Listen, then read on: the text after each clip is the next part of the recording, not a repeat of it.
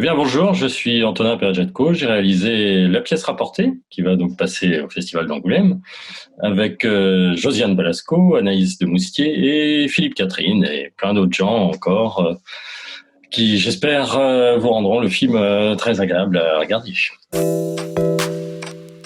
Je pense que c'est plutôt une envie, effectivement, de peut-être qui remonte assez loin, enfin au lycée.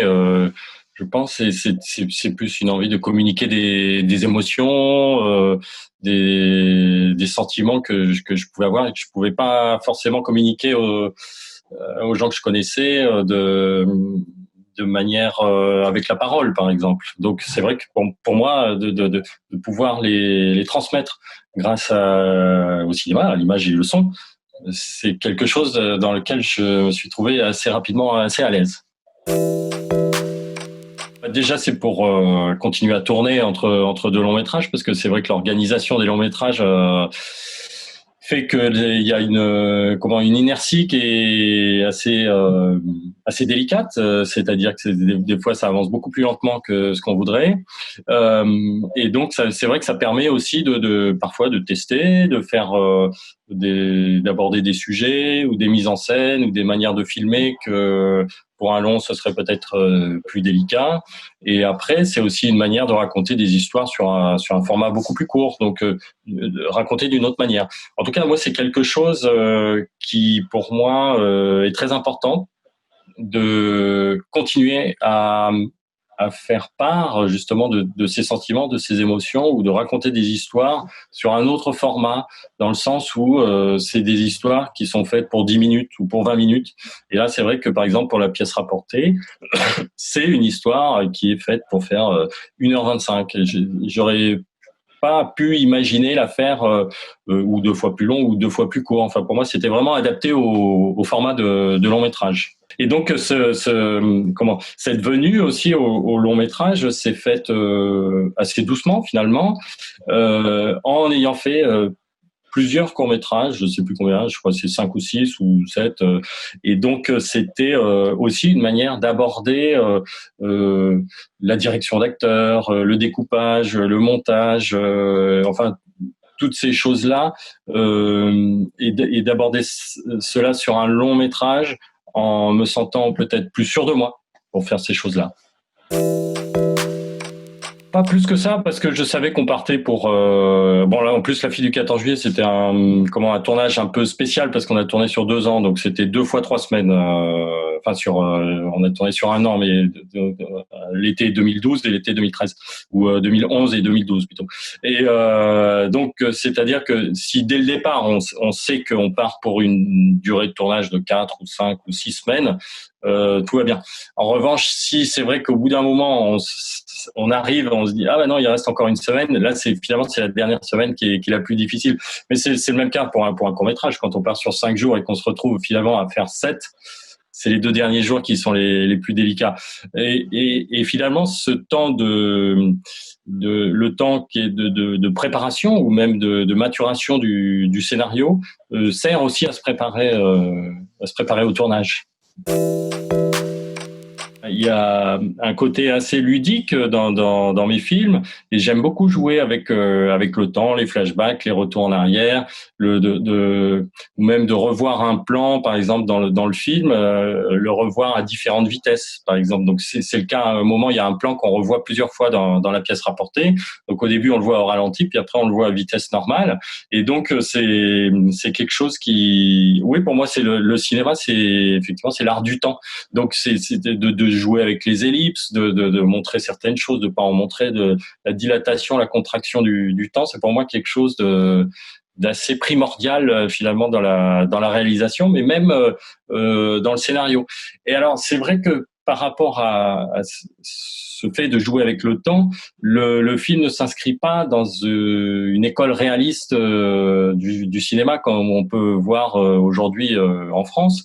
Et donc c'est pas un, oui, voilà, c'est vraiment oui, quelque chose autour de la dilatation et la contraction du temps. Comment dire, j'aime beaucoup les flashbacks. Alors c'est vrai qu'aujourd'hui, c'est ce que je voulais dire juste avant, c'est aujourd'hui dans le cinéma, il y a assez peu de flashbacks. Alors je pense que ça va revenir, hein, c'est quelque chose, une figure de style, plus ou moins à la mode en fonction des époques. Mais et je pense que peut-être aussi ça vient du scénario, c'est-à-dire que comme aujourd'hui les films se financent essentiellement sur scénario, donc sur lecture, parfois les flashbacks peuvent finalement être assez compliqués ou complexes pour un lecteur, alors que pour un spectateur c'est tout de suite très simple. On a tous vu de multiples films avec des flashbacks. C'est assez rare qu'on les comprenne pas. Hein, même les films muets, ils avaient des flashbacks. Donc c'est pas nouveau que cette figure n'est pas nouveau au cinéma. Et pourtant, c'est assez souvent que dans les scénarios, on a des retours de lecteurs ou de commissions qui disent ouais, c'est un peu complexe, je suis pas sûr qu'on comprenne. Mais c'est simplement parce que c'est un autre médium, c'est le médium littéraire et le cinéma, c'est autre chose. Déjà, il nous fallait un personnage un petit peu âgé. Et c'est vrai que dans les comédiens et comédiennes âgés et comiques, il y en a pas 36. Et donc, disons que je savais que elle pouvait aller très loin dans le jeu, dans l'outrance, mais aussi dans la retenue. C'est-à-dire que, par exemple, dans le Ozon, où elle est extraordinaire, ouais, c'est un exemple de retenue. Enfin, c'est très, voilà. Bon, voilà, je pense que c'est unanime, en tout cas, son jeu. Et puis, des films précédents ou même des films qu'elle a réalisés, on voit qu'effectivement, elle a divers degrés de jeu. Je pense que c'est vraiment une grande actrice parce que il y a une palette assez gigantesque dans le potentiel de jeu. Et c'est ça qui m'intéressait. Et quand on a discuté ensemble sur le personnage, c'est aussi ça qui l'intéressait. C'est-à-dire que quand on a parlé du personnage, elle voulait pas que ce soit un personnage monolithique. En ça, j'ai trouvé qu'elle avait parfaitement raison et que c'était intéressant justement d'avoir des scènes où ce personnage de la reine-mère pouvait être tantôt agréable, tantôt extrêmement méchante, ou des fois on se demande si elle est redevenue gentille. Voilà, c'est ce genre de choses. Je pense qu'il lui a été intéressant à jouer et qui pour moi aussi était intéressant à mettre en scène. Euh, C'était comment dire oui, je sais plus. J'ai perdu le fil tellement je pensais à la préparation, mais en tout cas c'était une grande discussion qu'on a eue. On est tombé assez rapidement d'accord justement sur ce personnage qu'il fallait faire changer au fil des scènes, et ça c'était vraiment très très très agréable. Et même dans le film, je pense que le film il a gagné énormément avec ces changements d'humeur du personnage. Voilà, je me rappelle c'est ce que je voulais dire. Et donc, bien que parfois le jeu soit outrancier, à chaque fois qu'on allait très loin, ou dans la retenue ou dans l'outrance, ça fonctionnait. Et donc ça, c'est toujours une petite interrogation parfois au moment du tournage, parce que c'est savoir jusqu'où on va trop loin. Hein, pour être juste en dessous ou jusqu'où on n'en fait pas assez pour être juste au-dessus. Et donc c'est ces critères-là sur lesquels parfois il pouvait y avoir plusieurs prises au jeu où on allait encore plus loin, où on allait un peu moins loin, etc. Et ça c'était vraiment très agréable. Mais de manière générale, on a gardé au montage les prises les plus outrancières. C'est une Rolls. C'est un peu comme pour Josiane, c'est-à-dire que on demande quelque chose, elle le fait. On a trois prises, on a trois manières différentes au jeu. Si on a envie d'avoir trois jeux différents, donc là, pour le coup, c'était également un véritable plaisir. Et je pense que ça aussi, ça a permis d'élever véritablement la mise en scène et le niveau du jeu, d'avoir des comédiens, des comédiennes qui étaient au top niveau, qui arrivaient, qui pouvaient être vraiment dans la nuance aussi de jeu. Dans les jeux de regard, les choses comme ça. Et ça, c'est vrai que c'est assez nouveau pour moi. C'est-à-dire que sur mes films précédents, j'ai assez peu pris en considération tout ce qui était des plans, des plans fixes avec des comédiens où on les voit réfléchir, on les voit penser. Il y a des jeux de regard, des regards qui se répondent. On sent qu'il y a une vie intérieure. Et donc, c'est aussi pour ça que j'ai réalisé ce film. C'est ça qui m'intéressait dans cette nouvelle de Noël Renaud, c'est que il pouvait y avoir comment, entre guillemets, des points de vue intérieurs du personnage. C'est-à-dire que, à la limite, je pose la caméra et le comédien, c'est lui qui fait le boulot, quoi. Voilà. Et ça, c'est vrai que c'est très très agréable quand on voit les rushs parce que au montage, ça donne quelque chose de très confortable où on a vraiment le choix de savoir où et comment orienter les personnages. Encore une fois, j'ai encore envie de dire, alors lui c'est un 4x4. Non mais c'est donc, alors c'est un film où il y a beaucoup de maquillage, beaucoup de perruques. En l'écrivant le scénario, je pensais pas que ce serait autant que ça. C'est-à-dire que Josiane a une perruque, Philippe a également une perruque. Il y a une évolution de coiffure chez Anaïs en fonction enfin chez Ava, donc voilà, en fonction de l'évolution du personnage. Une évolution des costumes. Je pense que évidemment pour Ava, c'est le personnage qui évolue le plus dans le film. Donc là, c'était aussi également croustillant à faire dans l'évolution des coiffures, dans l'évolution des costumes, du maquillage, etc.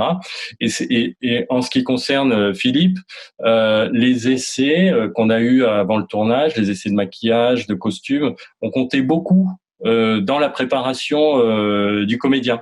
C'est-à-dire que par habitude, moi, je vais assez peu souvent dans les loges avant la journée de tournage, donc ça veut dire que je vois arriver les comédiens déjà équipés. C'est-à-dire que Philippe avait la perruque, il était vêtu comme son personnage, et ça me faisait assez bizarre de le voir le soir sans la perruque, j'ai l'impression que c'était de toute façon quelqu'un d'autre. Mais